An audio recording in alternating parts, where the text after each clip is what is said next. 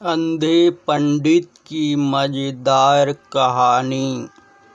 एक बार की बात है, किसी गांव में एक पंडित रहता था जो दोनों आँखों से अंधा था, जो गांव के बाहर एक झोपड़ी में रहता था।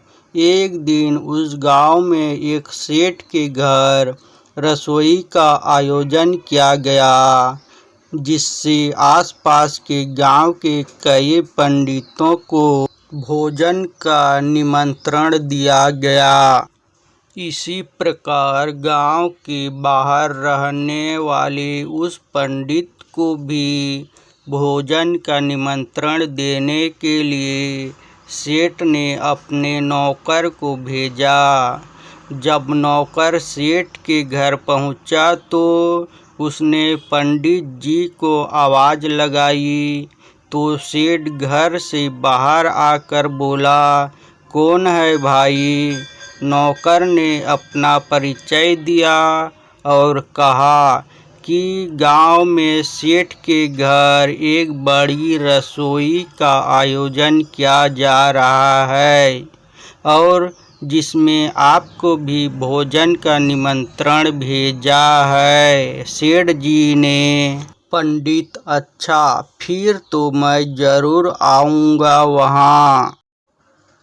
नौकर, हाँ पंडित जी, ज़रूर आप तैयार रहना, मैं आपको लेने के लिए आ जाऊँगा। ऐसा कहकर नौकर जाने लगा। पंडित, हाँ ठीक है भाई, थोड़ी देर बाद। अरे लेकिन यह तो तुमने बताया ही नहीं कि खाने में क्या क्या बनाया है।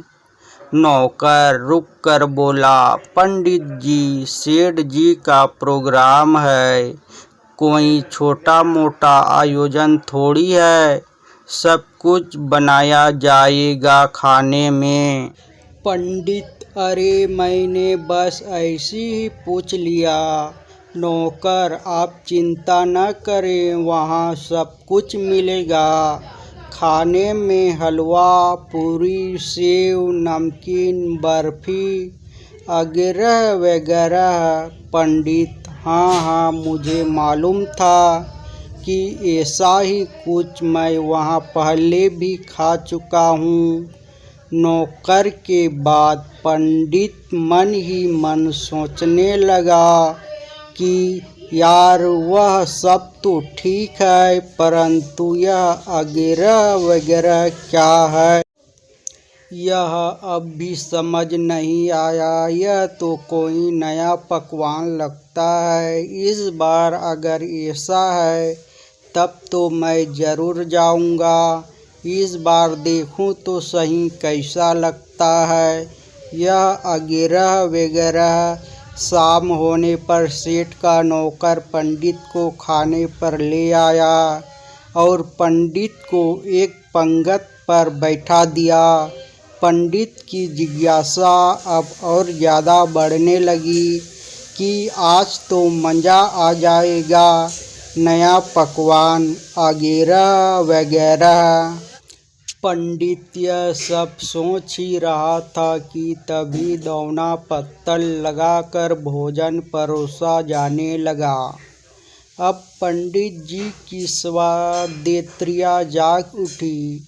अब जैसे ही पत्तल में कोई पकवान रखा जाता, पंडित तपाक से उससे छूकर यह जानने की कोशिश करता कि वह क्या है और सोचता, अच्छा यह तो रसगुल्ला है, अरे यह तो मिठाई है, हाँ यह तो बर्फ़ी है, यह सब तो मैं कई बार खा चुका हूँ, मुझे तो बस वह मिल जाए।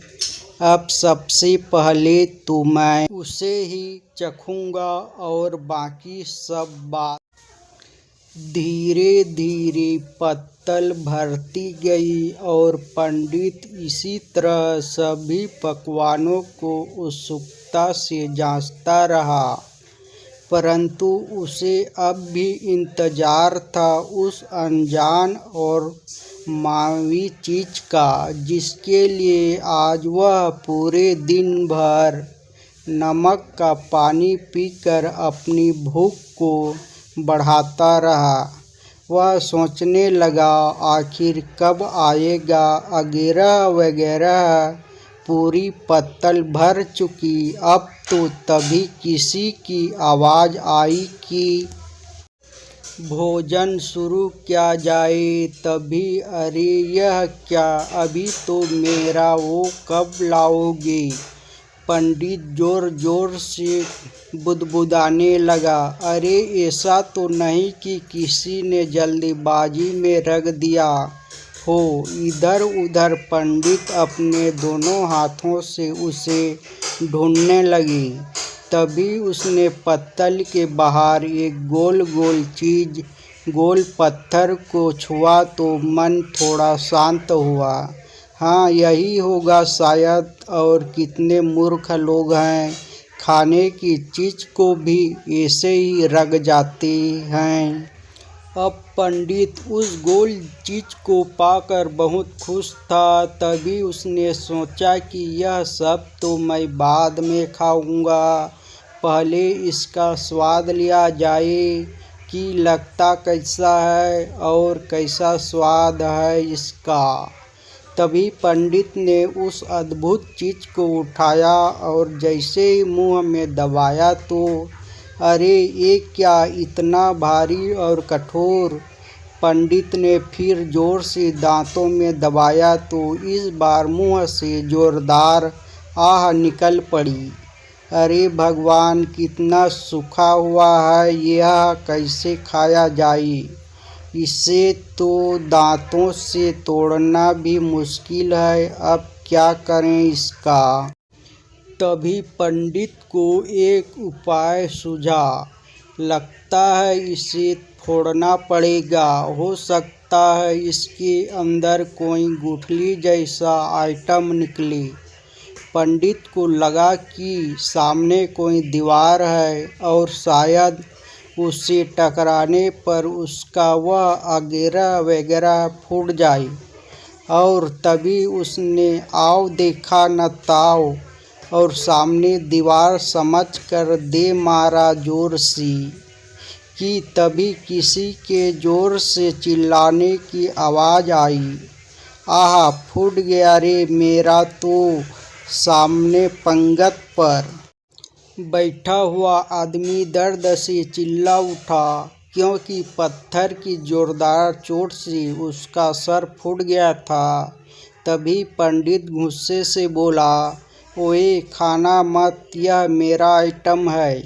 फूट गया तो ला वापस दे दे मुझे।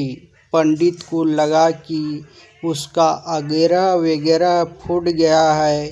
तभी सामने वाला आदमी भयंकर गुस्से से बोला, हाँ जरूर, रुको महाराज, अभी देता हूँ आपको। और फिर सामने वाला आदमी टूट पड़ा पंडित पर। तो यह थी अंधे पंडित की मज़ेदार कहानी। आपको यह कहानी, अंधे पंडित की मज़ेदार कहानी कैसी लगी? हाय दोस्तों, कमेंट एंड लाइक करिए।